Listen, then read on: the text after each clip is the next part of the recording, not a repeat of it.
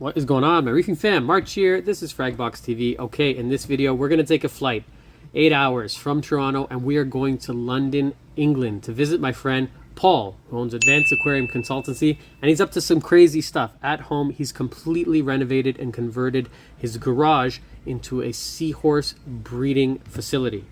Now, he is trying to reestablish the population of the Hippocampus erectus, this type of seahorse, in the UK. He's going to share with us what he's doing, how he's breeding them, his secrets to success. If you've ever thought about keeping seahorses, this is a video that you need to watch, or maybe you're keeping them now and want to take it to the next level. It was really fun to do. Thanks again to Paul for taking the time out of his day to show us around, and I can't wait to share this video with you of Fragbox TV Season 2 in Europe. Stay tuned. This episode of Fragbox TV is brought to you by the world's most beautiful nano reef tanks. Start your reefing adventure at reefcasa.com. Step one is we have to get through the zoo that is Pearson Airport. Right, they found my suitcase. No coffee, no worky. Reefing fam, I have not slept yet. It is a pain in the ass to get to where we're going, but that's okay. It's well worth the journey. Right-hand drive. You guys are on the wrong side of the car. That's why he's yelling. Look at him. Oh, I don't know why I'm on this side. And now we are waiting for our Uber. Where is he? Oh, is this Uber for Fragbox? I'm Reef Dude's brother. Wow, nice shirt. What's the chance that our Uber driver... Let me see that shirt. Product placement. What's up, Polyp Lab? Come in the back. Canadian.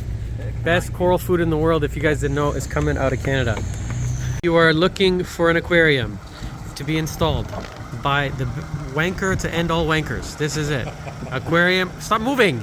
Aquarium composition, luxury aquarium design. He isn't cheap, but look at him on Instagram. If you see some of the work, it's just incredible.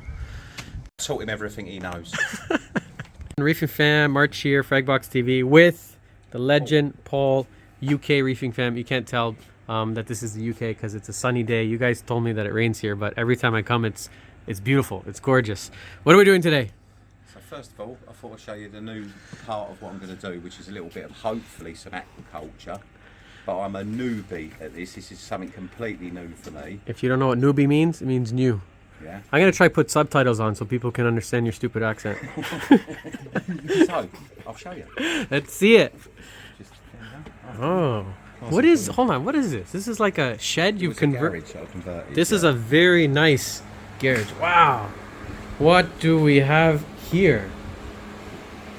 Oh my goodness. This is not what you expect to find when you walk into someone's garage. Holy. Okay, walk me through. What are we looking at? Basically, at the moment, this is where I'm holding all the parent stock for the future breeding process. At the moment, these are all sort of teenagers, but they've just started breeding. You can see there's a female right in front of you there, and then you've got some males at the back still showing their cirri over the back there. Can you see that? Just for some context, if you guys don't know who this beautifully handsome man is that's talking, this is Paul, the owner of Advanced Aquarium Consultancy here in Harlow. And what possessed you to start trying to breed seahorses in your garage? Well, at the moment we're just holding the seahorses here. They're not really meant. It's just me trying my hand at it. I inherited a lot of this idea from a very well-known reef keeper who's 82 years old now, who decided to give it all up. And then you guys got drunk one night and thought, you know what? I'll take these home. I thought I'd spend £30,000 on converting a garage and putting seahorses in it, in the premise that I may end up breeding them, and hopefully, so because we're at home at the moment, this is just temporary, really. So you see, kids, what happens when you get drunk? This is the result of fine scotch. See? This. Don't drink, or you're going to end up like this guy with a bunch of seahorses. These are beautiful. I've always wanted to keep them, but I'm afraid because I understand that they're not the easiest. They're actually easier than people think. They're not nowhere near as difficult as people think they are. There's a lot of misconceptions about seahorses, like water flow. They actually don't mind a little bit of water flow. I always thought they need like next to nothing. Yeah, well, they need a lot less than a reef tank. But you're running full reef tanks. Look at these. We have some Red Sea Reefer Peninsula. They're all peninsulas turned on their wall. Put some light on. They're very simply set up because we don't really want to interfere with any babies that might be born. Very simply set up, as we have the Neptune full apex over here on the side. Every tank's monitored with level sensors. Very clean. So if I'm abroad, I always know with the Neptune level sensors. This is a G1 model. Yeah, the first one. LLS, nice. Yeah, and like this one's slightly different. Let's see up there. These plants are not alive. No. No, none of those are live. They're just, it's very simply set up so there's no stinging corals or anything like that. They know that you're coming with the food, Absolutely. huh? Look at that. There we go. I made. So these have just started producing the first few young. What kind of seahorses are these? These are erectus, Hippocampus erectus, which are one of the easier ones to keep. And then how old are these?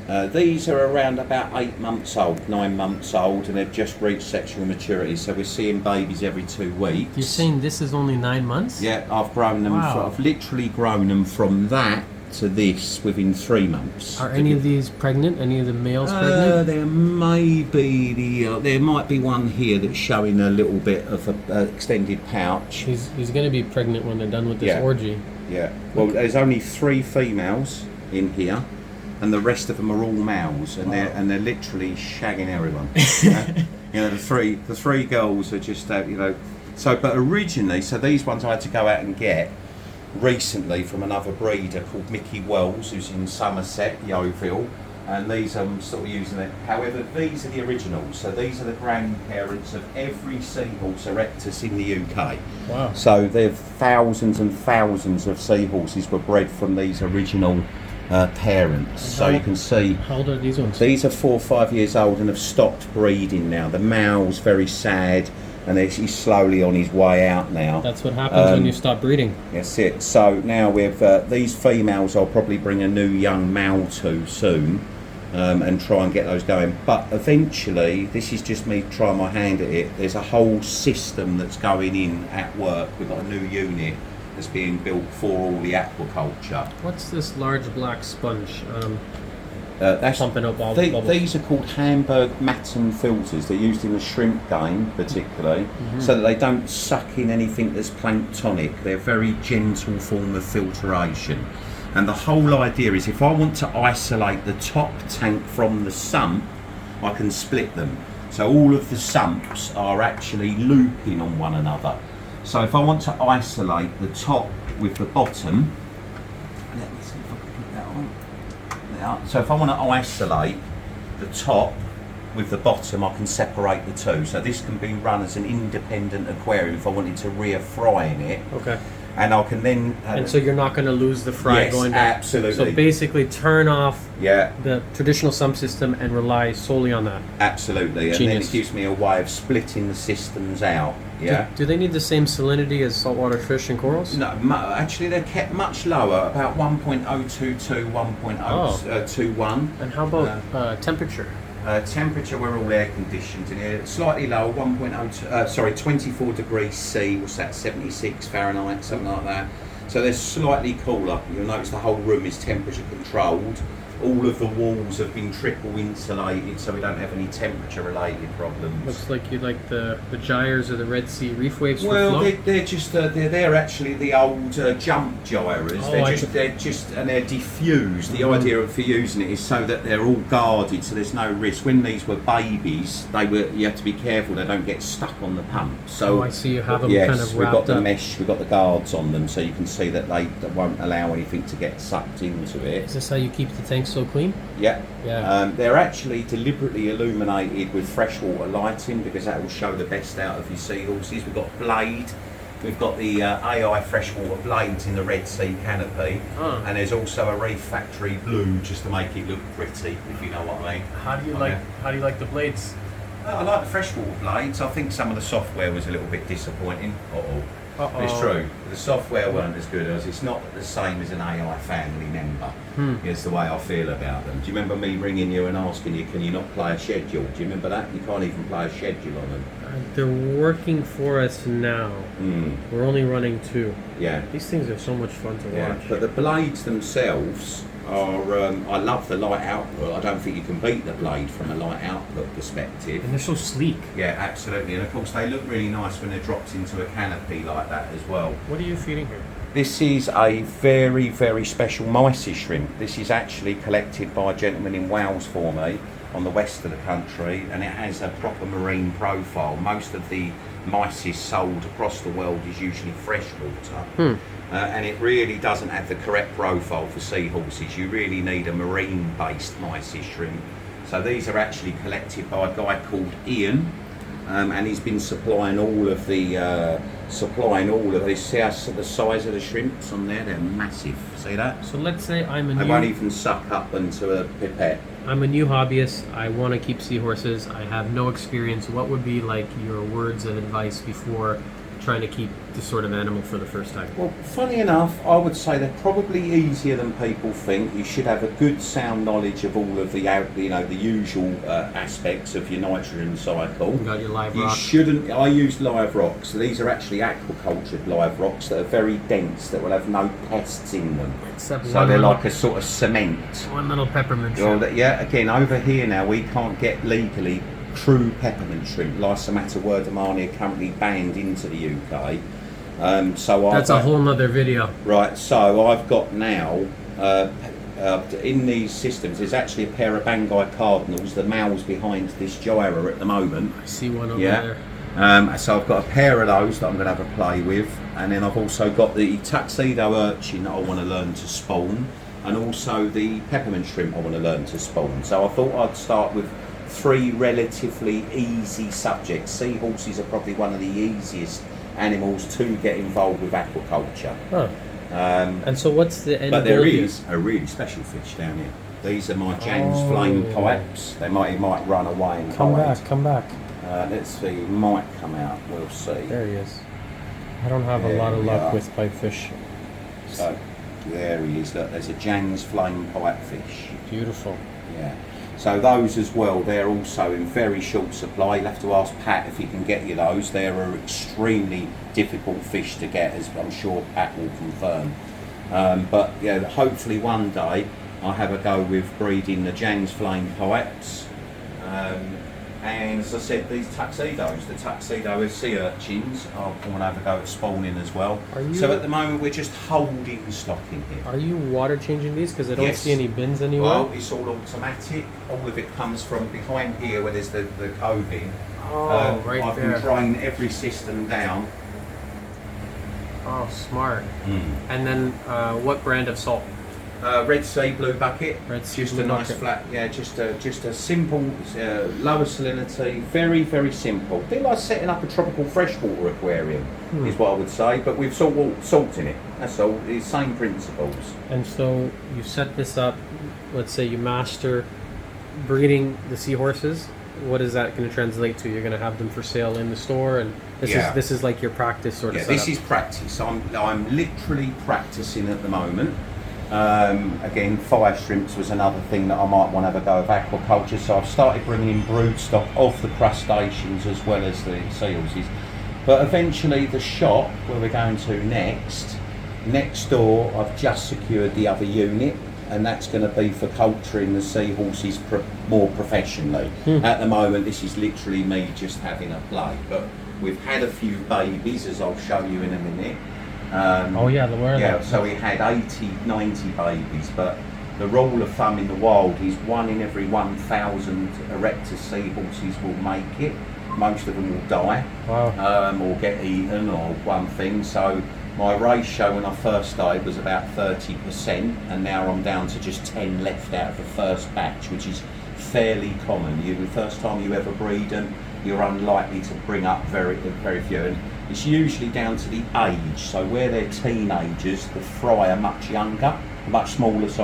The fry come out much smaller.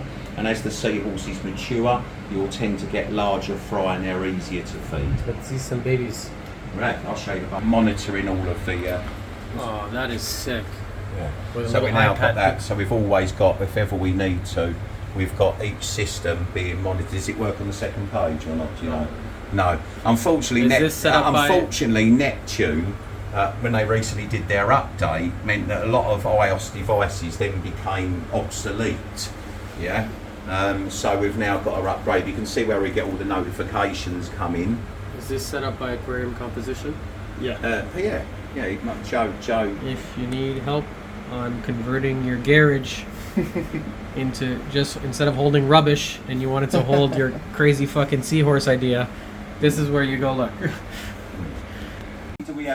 Not only do we have fish food in our special fish fridge, we have beer and the good stuff. There we are. Italian beer.